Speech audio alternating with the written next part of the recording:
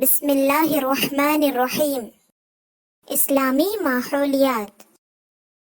مکان، یہ مکان ہے، سردی گرمی بارش سے بچنے اور سکون پانے کے لیے ہم مکان میں یعنی گھر میں رہتے ہیں۔ آئیے دیکھتے ہیں گھر میں کون کون سی جگہیں ہوتی ہیں۔ وضو خانہ، یہ وضو خانے کی جگہ ہے، نماز پڑھنے سے پہلے ہم یہاں وضو کرتے ہیں۔ کمرہ، یہ کمرہ ہے، یہاں ہم دن میں کھانا کھاتے، نماز پڑھتے ہیں اور رات کو یہاں سوتے ہیں۔ مطبخ، یہ مطبخ ہے، یہاں ہم سب کا کھانا بنتا ہے۔ مہمان خانہ، یہ مہمان خانہ ہے، جب مہمان آتے ہیں تو یہاں بیٹھتے ہیں۔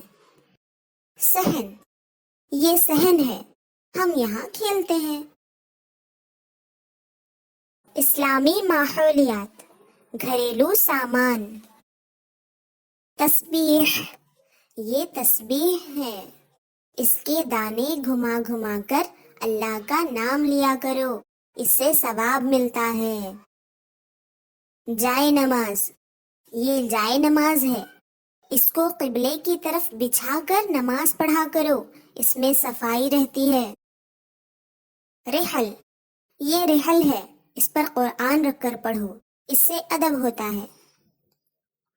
غلاف، یہ غلاف ہے، قرآن اس کے اندر رکھا کرو، اس سے حفاظت ہوتی ہے۔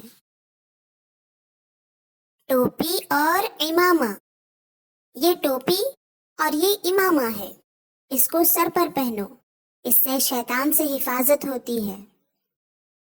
مسواک، یہ مسواک ہے، روزانہ اس سے دانت صاف کرو، اس سے منہ کی صفائی ہوتی ہے۔ عطر، یہ عطر ہے، پاکیزہ خوشبو اور عطر لگایا کرو، یہ اچھی چیز ہے۔